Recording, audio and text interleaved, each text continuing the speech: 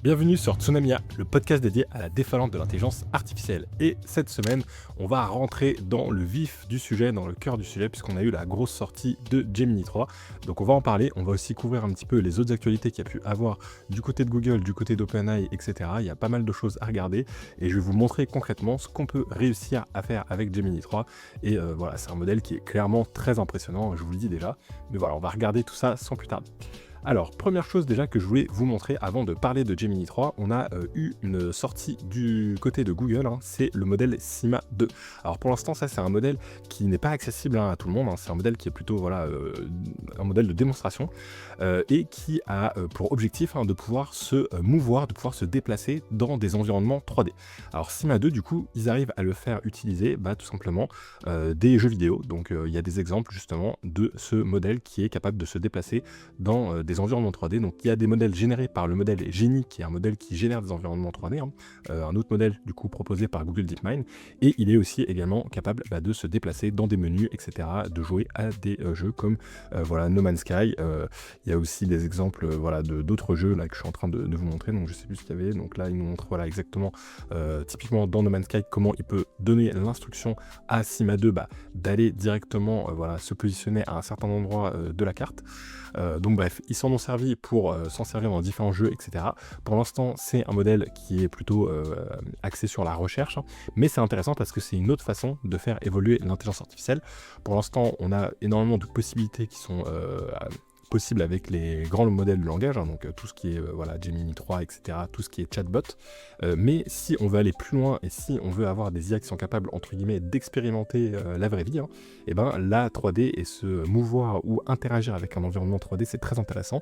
Et c'est aussi quelque chose qui est très utile pour tout ce qui va être lié à la robotique, puisque forcément, si on peut se mouvoir dans un environnement 3D, etc., si il est suffisamment réaliste, cet environnement, potentiellement, on va avoir des IA qui seront capables aussi derrière de faire des choses du côté de la robotique, et je pense que c'est un peu l'un des projets de Google. Donc en tout cas un projet de recherche intéressant pour vous montrer que Google ne s'endort pas, ils sont vraiment en train de sortir beaucoup de choses en ce moment. Et justement ça nous fait un peu la transition. Je vous montre une autre chose. Ça c'est une petite vidéo d'une startup qui s'appelle, une startup plutôt, une société chinoise qui fait un robot qui s'appelle Unitree. Et ce robot-là, je l'avais déjà montré, je pense, dans des podcasts précédents. Et là, dans la vidéo que je montre, donc pour ceux qui écoutent le podcast, je vous explique, c'est un petit robot qui est capable de faire différentes tâches ménagères, notamment arroser les plantes, ramasser des colis. Et ce qui est intéressant, c'est qu'a priori, toutes ces tâches-là, il le fait en autonomie, puisque les robots Unitree, ils sont très souvent télécommandés dans les démonstrations qu'on peut voir. Et donc là, a priori, le robot ne serait pas télécommandé et il serait capable de faire tout ça tout seul. Donc il y a des exemples du robot en train de passer l'aspirateur, en train vraiment de faire des tâches ménagères, et a priori il est capable de le faire sans aucun contrôle d'un humain. Donc bon, c'est une vidéo, c'est une démonstration, donc j'attends de voir un petit peu ce que ça donnera quand on verra concrètement ce que le robot pourra faire. Il y a eu des robots aussi là qui avaient fait pas mal de buzz, qui étaient aussi capables de faire certaines choses, mais qui étaient la majorité du temps contrôlés à distance. Mais voilà, on avance petit à petit sur ces sujets-là, et avec des modèles justement comme Sima 2 qui sont capables justement d'interagir avec des mondes en 3D, et tout ce qui va être lié à la robotique peut également progresser rapidement. Donc je trouvais ça en tout cas assez intéressant de voir que sur ces parties-là, la robotique avance. Donc là on voit par exemple le robot pouvoir trier des jouets, etc. Donc il y a des choses qui avancent sur ce côté-là. Ok, on passe à l'actualité suivante. Donc on a eu la sortie de GPT 5.1 qui arrivait un petit peu avant Gemini 3, et donc forcément je pense que ils savaient, donc ils se sont dit qu'ils allaient sortir une petite update avant l'arrivée de Gemini 3, mais honnêtement je trouve que l'update n'est pas dramatiquement, ça fait pas un gros écart, en tout cas pour l'instant, des premiers tests que j'en fais, je trouve pas que c'est incroyable. Par contre, c'est vrai que maintenant, GPT-5 respecte un peu mieux les instructions, donc ça c'est quand même bon à prendre, et on peut enfin lui demander d'arrêter de mettre des tirets dans tous les sens, ce qui était très agaçant. Donc là maintenant, quand on lui demande, il le fait, donc c'est déjà ça de gagner. Mais par contre, sur le reste, c'est pas transcendant, contrairement par contre à l'upgrade de Gemini qui elle est vraiment importante. Sinon, autre chose intéressante, Claude, ils ont sorti un petit site internet, donc Anthropic plutôt, ils ont sorti un petit site qui permet de voir des cas d'usage concrets, plutôt vraiment orientés professionnels, qu'on peut faire avec Claude. Alors tout est en anglais, mais je trouve que c'est assez intéressant de voir voilà, différents cas vraiment professionnels de ce qu'on peut faire aujourd'hui avec une IA comme Claude, que je trouve généralement très performante dans les cas d'usage professionnels. Donc là, il y a un exemple par exemple d'analyse de documents juridiques avec des commentaires, il y a des exemples d'analyse de tableaux, etc. Donc c'est assez complet, allez y faire un tour si ça vous intéresse. Et voilà, par contre, bon, ça a le petit défaut d'être uniquement en anglais, mais je vois quand même que Anthropic, ils ont toujours cette force d'être très orientés sur les cas d'usage d'intelligence artificielle sur la partie professionnelle. Ensuite, on a eu pas mal de mises à jour, toujours du côté de Google, sur Notebook LM. Donc Notebook LM, qui est vraiment l'outil incroyable pour apprendre les choses ou pour tout simplement centraliser une petite base d'informations et pouvoir poser des questions dessus. Ça marche vraiment très bien. Et justement, ils ont rajouté des choses qui étaient manquantes, notamment l'analyse d'images et l'analyse de PDF sur lesquels il faut faire de l'OCR. Donc pour rappel, l'OCR, c'est Optical Character Recognition. C'est de l'intelligence artificielle qui est utilisée tout simplement pour reconnaître les caractères d'un document. Et là justement, je lui ai donné un exemple qui est un manuscrit du coup de la Constitution française. Donc voilà, je vous montre un petit peu pour ceux qui regarderont la vidéo. C'est vraiment un manuscrit qui date de l'époque, donc de 1791, et qui du coup est écrit, qui est imprimé, mais voilà, qu'il faut scanner. Et voilà, c'est pas non plus supra qualitatif en termes de voilà d'impression. On voit un petit peu par exemple par transparence ce qu'il y a derrière la page. Il y a aussi des annotations, je crois, écrites à certains endroits. Et donc là, l'idée, c'était de pouvoir voir si justement cette nouvelle version de Notebook LM est capable de justement pouvoir analyser tout ça. Et donc, cette nouvelle version, elle est entièrement capable d'analyser ce PDF. J'étais assez impressionné, ça m'a permis de vraiment l'analyser complètement. Donc ça, c'est vraiment une bonne chose à prendre. Avant, Notebook LM, il n'analysait que les PDF ou éventuellement voilà, les différentes sources via des adresses URL, mais vraiment sous format texte. Et donc là, il est vraiment capable d'analyser des images et donc d'analyser aussi un document qui aurait été scanné. Donc ça, c'est vraiment une très bonne nouvelle fonctionnalité. Et ils ont aussi rajouté une nouvelle fonctionnalité qui nous permet d'avoir la Deep Research directement dans notre notebook. Donc là, par exemple, on parle de la Constitution française de 1791. Donc si voilà, je rajoute ça dans mes informations et que je sélectionne le Deep Research, ça va me permettre de faire une recherche complète pour avoir des sources supplémentaires avec justement beaucoup plus de liens, parce que voilà, la force d'une Deep Research, c'est que voilà, ça va parcourir énormément de sources. Donc là, voilà, je l'ai lancé, on verra ce que ça va donner en termes de résultats. Et en attendant, je vous montre une autre fonctionnalité de notebook. Donc là, j'ai fait un petit notebook qui parle du prompt engineering, sur lequel j'ai utilisé pas mal de sources voilà, qui viennent de OpenAI, de Anthropic, de Google, etc., sur leur guide sur comment vraiment utiliser leur modèle. Et je lui ai demandé du coup de me faire une petite présentation, et donc il m'a fait une petite vidéo. Et ce qui est intéressant, c'est que maintenant, sur les styles des vidéos, on peut les personnaliser. Et donc Notebook LM, il est capable de nous faire des vidéos où il y a du texte et où il y a des petits slides. Et voilà, donc là je vais un petit peu accélérer, on va voir ce que ça donne. Et voilà, dans un style qui peut être modifié, donc ça c'est plutôt sympa. Et après voilà, on peut directement les télécharger, etc. Ça fonctionne maintenant en français, ce qui n'était pas le cas avant. Donc là maintenant il n'y a pas de problème, il peut nous générer du contenu en français et nous faire voilà toute une petite présentation sur un sujet qui va voilà, nous aider à comprendre un petit peu les prompts. Donc pour ceux que ça intéresse, je vous enverrai, je rajouterai plutôt le lien vers le notebook en description, et vous pourrez du coup directement aller voir la petite vidéo qui a été générée. Ok, bon, maintenant passons au cœur du sujet de l'épisode de cette semaine, Gemini 3. Donc voilà, il y avait des rumeurs, on commençait à voir des choses apparaître, en tout cas sur les réseaux, sur ce modèle. Et vraiment, il ne déçoit pas. Donc, encore une fois, je vais avoir besoin d'un peu plus de temps pour le tester en profondeur. Mais voilà, les quelques tests que j'ai pu faire sont vraiment extrêmement impressionnants. Et surtout avec la possibilité maintenant, directement dans le Google AI Studio, de pouvoir créer des artefacts, donc des petites applications qui ont différents fichiers, etc. Donc, qui seront beaucoup plus complexes qu'une application simple avec un seul fichier, comme ce qu'on pouvait faire avec le mode Canva. Eh bien, ça permet de faire des choses hyper impressionnantes. Donc, je vais vous montrer quelques exemples de ce que j'ai pu faire. Alors, petite information quand même à préciser, pour accéder à Gemini 3 aujourd'hui, il vous faudra un VPN aux États-Unis, donc puisque pour l'instant il n'est pas encore sorti en France.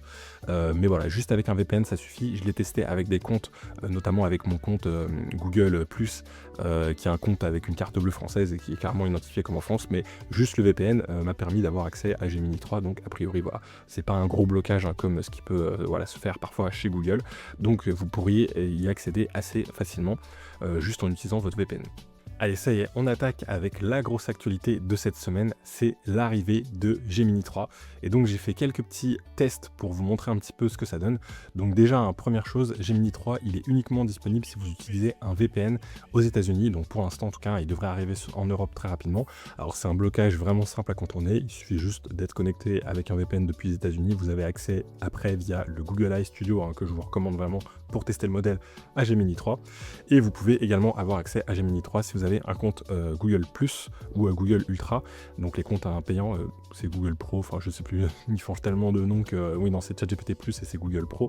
Voilà, en tout cas il vous faut un compte payant, un abonnement payant Gemini pour pouvoir accéder à Gemini 3 et également le VPN d'activer, sinon ça ne marche pas, mais c'est la seule contrainte, c'est pas comme certaines fois où il faut avoir un numéro de téléphone américain, un compte Gmail américain, etc. Là il n'y a pas besoin, il vous faudra juste être connecté aux États-Unis. Et donc du coup sur la sortie de Gemini 3, moi je vous conseille déjà d'aller sur le Google AI Studio, d'utiliser la fonctionnalité qui est sur la gauche et qui s'appelle Build. Et cette fonctionnalité, elle permet tout simplement de créer des applications complexes juste avec un seul prompt et avec donc du coup le modèle Gemini 3 qui tourne derrière et c'est ultra impressionnant. Premier exemple que je vais vous montrer avec Gemini 3, j'ai donné une image à Gemini 3 qui correspond du coup à un manuscrit voilà, de Mozart, donc en musique.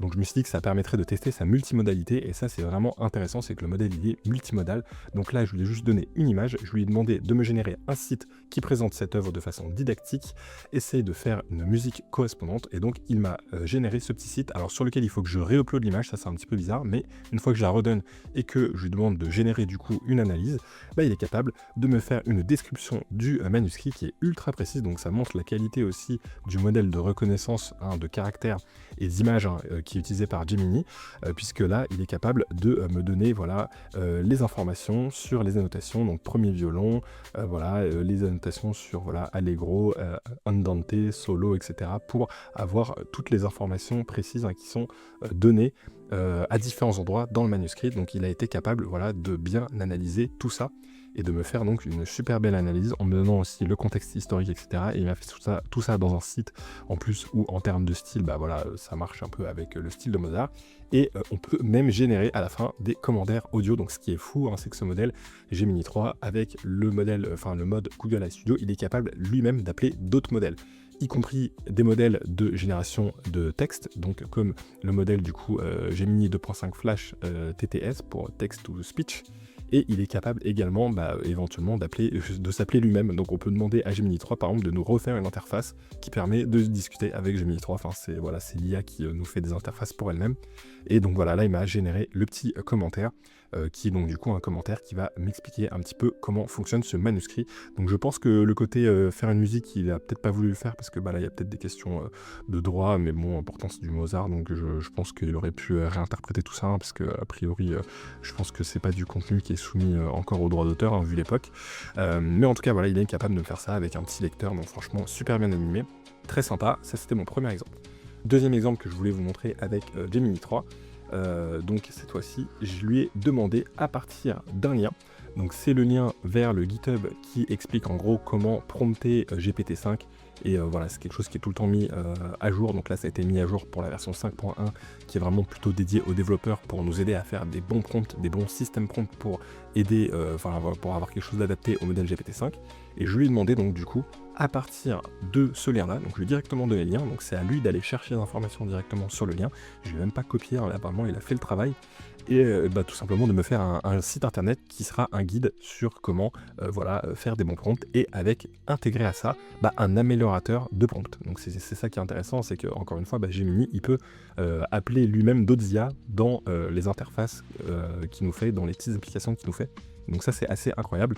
Et donc là il m'a fait ce site là, donc voilà, on va le mettre en plein écran.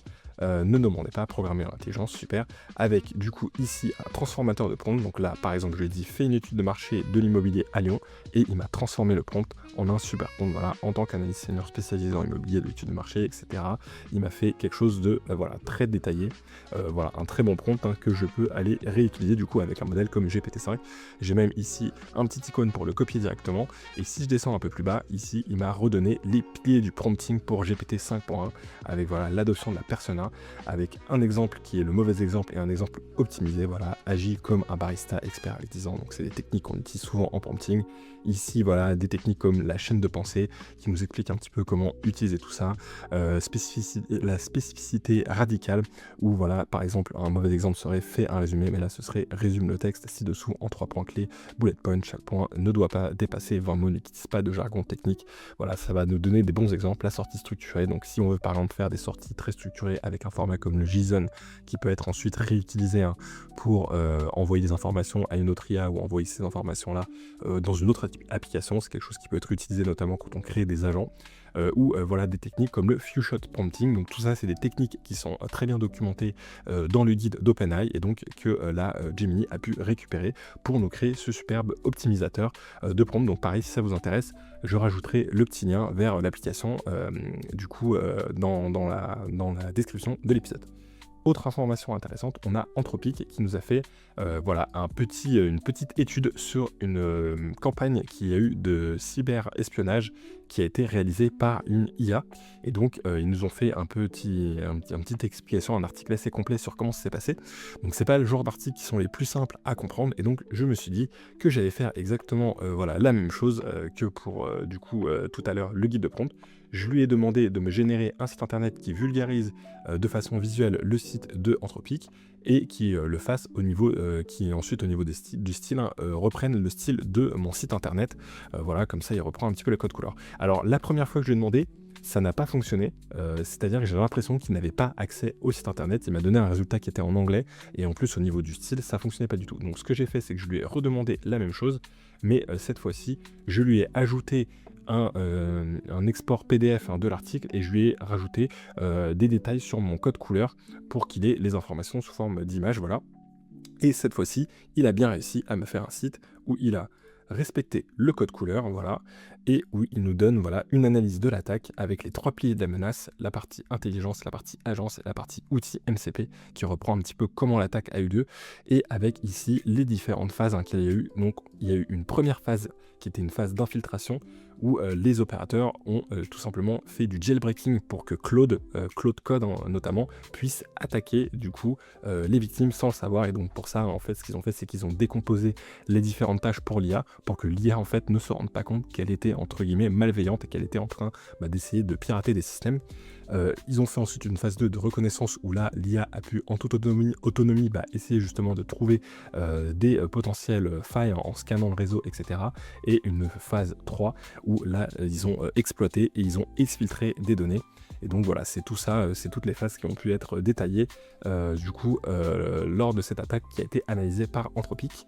Et là, ce qui est bien, c'est qu'il m'a tout résumé. Il m'a même fait un super beau graphique ici qui est même carrément interactif. Donc franchement, hyper intéressant. Avec voilà, des informations clés sur ce qui s'est passé, avec une analyse avec la sentinelle. Et donc là, il nous a intégré directement du coup Gemini 2.5 Flash à qui je peux poser des questions sur l'article en question. Donc voilà, super impressionnant qui m'ait fait tout ça voilà, avec un prompt assez simple. Donc je trouve que c'est incroyable les petites applications, les petits sites internet qu'on peut créer, sachant qu'en plus derrière on peut les partager, et donc ça c'est quand même vraiment chouette. Donc ça va vraiment nous permettre, je pense, de pouvoir créer des applications sur certains cas d'usage et pouvoir les partager très facilement. Je vous en montre du coup un dernier que j'ai pu créer. Cette fois-ci, je lui ai demandé, donc on va le recharger ici, je lui ai demandé de me faire une sorte de site internet qui permet d'avoir un guide avec une carte interactive des zones clés pour les touristes. Donc là par exemple je lui donne soit je lui donne une adresse exacte, soit je choisis parmi voilà, quelques adresses qui sont déjà disponibles ci-dessous. Et donc par exemple on va choisir Place Vendôme, donc je lui ai demandé de faire quelque chose qui était plutôt adapté pour des touristes avec les codes du luxe et qui avait du coup pour objectif de nous donner les points d'intérêt, donc par exemple les monuments, les magasins intéressants, et de me faire tout ça avec une petite carte interactive et avec des logos. Et donc il a été capable de me générer tout ça. Et donc là je lui donne une adresse, donc il m'a pris une adresse au hasard, donc là 15 Place Vendôme, et donc il nous donne des informations sur le quartier avec un style qui est très sympa. Il nous donne derrière la liste de tout ce qu'il y a d'intéressant à voir. Donc voilà par exemple les joailliers qui sont au niveau de la Place Vendôme, et si je clique sur les joailliers, et bien je vois exactement où ils sont situés du coup, puisque j'ai ici du coup voilà un lien directement vers les points d'intérêt. Et donc là par exemple voilà, je vais avoir l'Opéra Garnier, je vais avoir le musée du Louvre, je vais avoir le jardin des Tuileries et je peux cliquer sur chacun des points d'intérêt. Et si je clique aussi ici sur l'un des points d'intérêt comme la station Opéra, voilà, ça va me montrer quelques détails sur où est-ce que c'est avec la distance à pied. Franchement, c'est ouf, je trouve ça hyper sympa. Ça m'a même repris voilà, des petits logos pour chaque zone.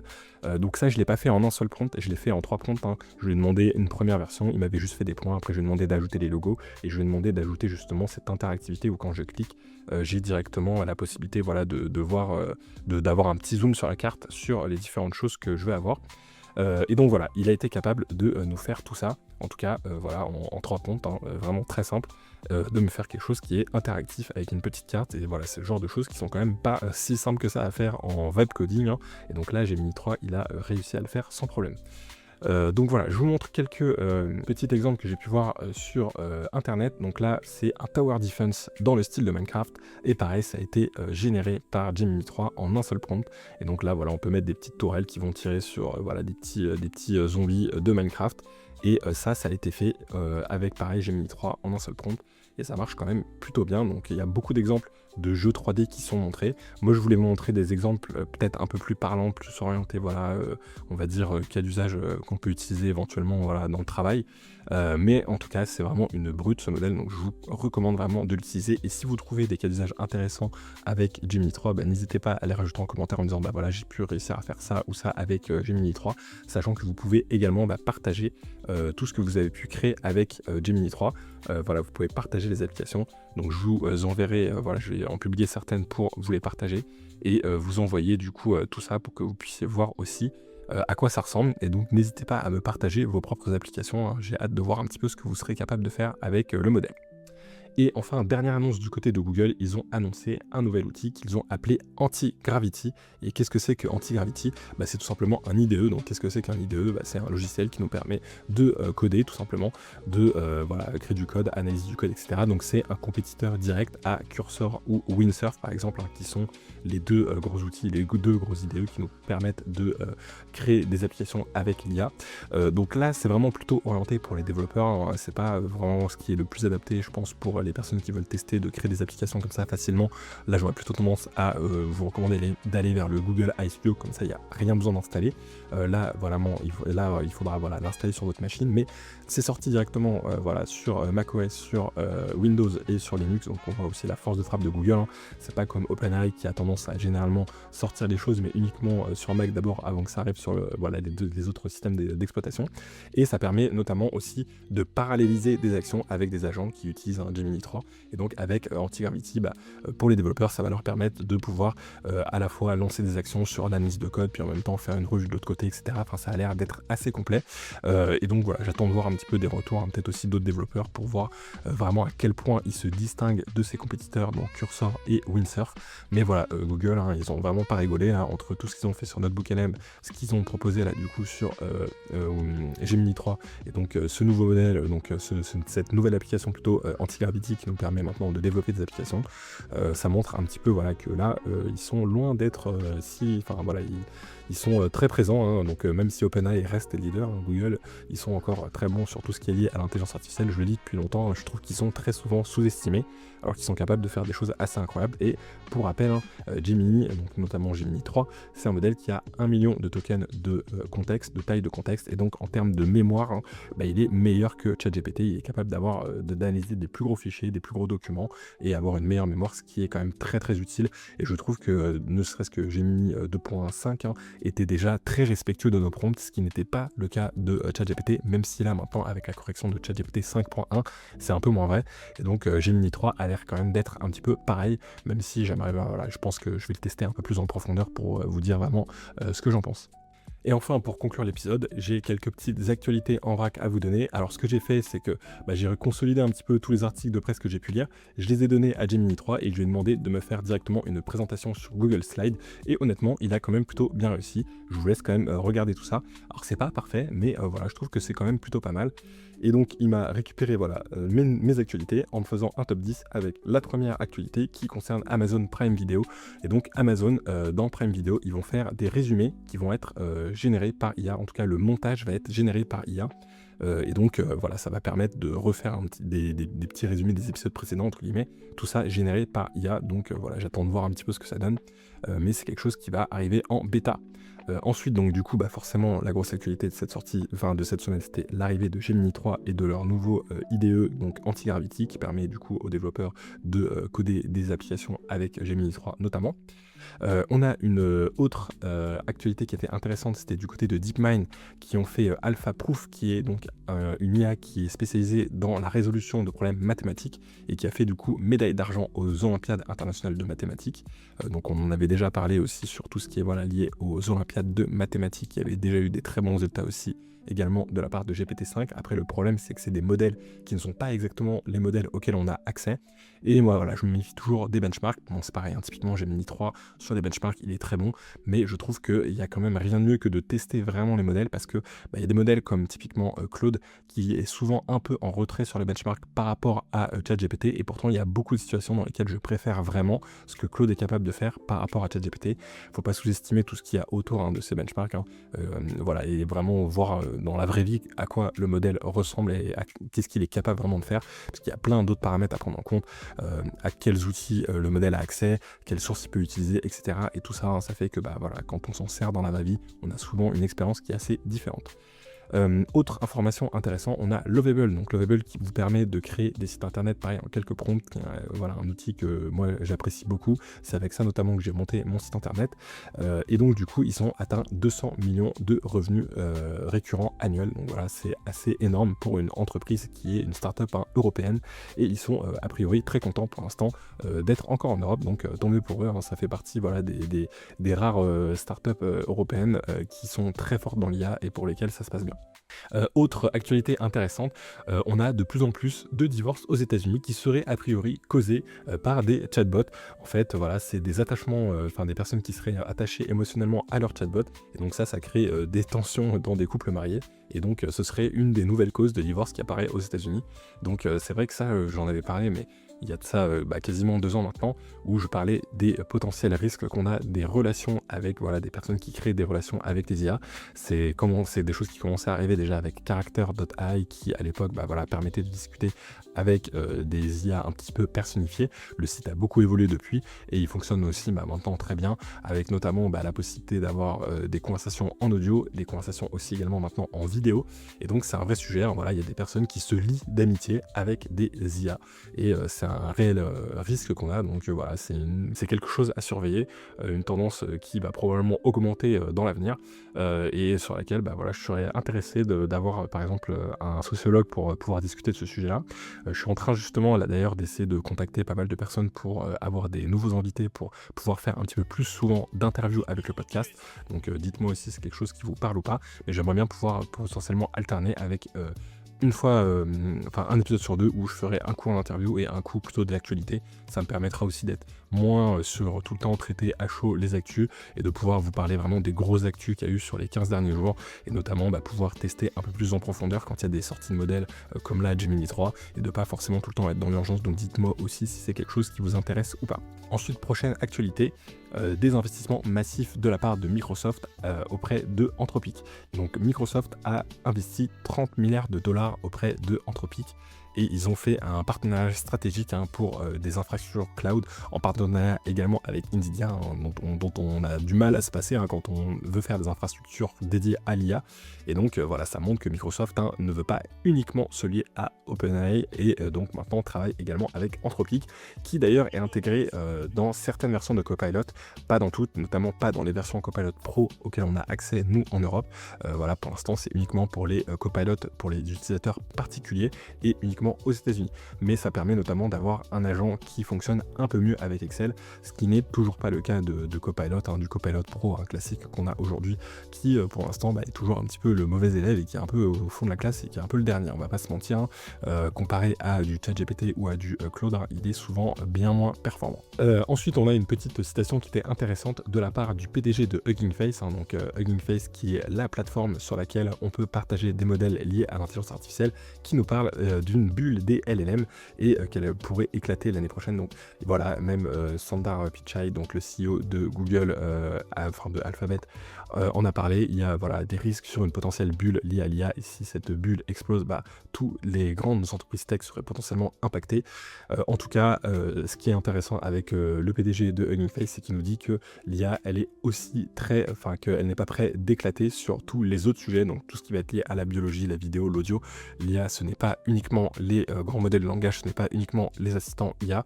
Il y a plein d'autres domaines qui sont complètement révolutionnés, qui sont en train d'être révolutionnés par l'IA. Et donc voilà, c'est intéressant de voir que le PDG de Hugging Face a également cette vision. Mais c'est vrai que là, on va pas se mentir, en ce moment, il y a beaucoup d'articles ou autres qui parlent de cette bulle sur les LLM, cette bulle sur l'IA. Et donc, on verra si effectivement il y a une chute des marchés liée à tout ça. En tout cas, on n'est pas sur quelque chose qui va disparaître, même si demain les marchés baissent et qu'il y a un petit peu de désillusion sur ce qu'on peut réellement faire avec l'IA. Je pense que on est quand même sur des infrastructures énormes qui sont là pour rester, et on est quand même sur des vraies utilités sur toutes ces IA. C'est peut-être qu'il y a un petit peu le marché, on va dire, est peut-être un petit peu chaud et qu'il y a peut-être un peu trop d'investissement, et un peu trop d'investissement circulaire aussi, parce que des fois on se retrouve avec du Microsoft qui investit dans Anthropic, qui va acheter des cartes chez Nvidia, qui eux-mêmes vont racheter des parts des fois dans d'autres startups qui font d'IA. Enfin bref, il y a un petit côté où l'argent se retrouve un petit peu en boucle fermée. Mais je pense que même si demain on a les marchés qui chutent un petit peu à cause de tout ça, on est très loin d'avoir quelque chose qui va complètement disparaître. Il y a quand même des choses assez révolutionnaires qui se passent, et quand on voit que les modèles ne font que s'améliorer et que devenir meilleurs entre guillemets, et nous proposer des fonctionnalités de plus en plus intéressantes, notamment avec Gemini 3, je pense quand même qu'on a quand même quelque chose qui est là pour rester. Autre actualité intéressante, du côté de la régulation européenne, on devrait avoir potentiellement un assouplissement de l'AI Act, et notamment de tout ce qui va être lié aux cookies. Peut-être qu'on n'aura plus les messages qui nous diront accepter les cookies, oui, non, etc. Il y a des assouplissements qui vont être faits de la part de la Commission européenne, et donc c'est peut-être quand même une bonne nouvelle, parce que c'est vrai que côté innovation en Europe, on se retrouve à être un petit peu écrasé par les États-Unis et la Chine. Donc même si on a quelques petits exemples comme Mistral ou le Webel qui sont quand même capables de réussir à faire des choses intéressantes en Europe, le fait qu'on ait de la réglementation qui soit des fois un petit peu trop contraignante, ça peut nous faire perdre du temps, ou en tout cas prendre du retard. Donc c'est intéressant de voir qu'il y aura peut-être des assouplissements qui vont être faits à ce niveau-là. Autre actu rapide, du côté de TikTok, ils vont mettre une option pour accepter ou non de voir plus ou moins de contenu généré par IA, puisque forcément il y a de plus en plus de contenu généré par IA disponible sur TikTok, qui est généré notamment avec le modèle de vidéo VO3 de Google. Et donc là, on va avoir accès maintenant à un paramètre qui va nous permettre d'activer ou pas justement tout ce qui va être généré par IA dans notre fil d'actualité TikTok. Et donc oui, avec la sortie de ChatGPT 5.1, ils ont notamment permis au modèle de mieux respecter les règles, et surtout maintenant on peut le configurer. Il y a différents styles qui sont disponibles maintenant. Si vous voulez que ChatGPT ait un certain style, un style cynique, un style plutôt formel ou autre, il y a différents styles qui sont directement proposés dans les options si vous voulez personnaliser votre ChatGPT. Et voilà, c'est tout pour cette semaine. Donc comme d'habitude, n'hésitez pas à laisser un petit commentaire sur la vidéo YouTube ou sur le podcast, notamment sur Apple Podcast. Ça m'aidera beaucoup à continuer. Donc comme je vous l'ai dit, j'essaie de vous préparer un petit peu des interviews pour les prochains épisodes. Si vous avez des suggestions autres, vraiment n'hésitez pas. Moi ça m'aide aussi à pouvoir améliorer ce podcast chaque semaine. Et donc en tout cas, prenez soin de vous, et on se retrouve la semaine prochaine. Allez, ciao!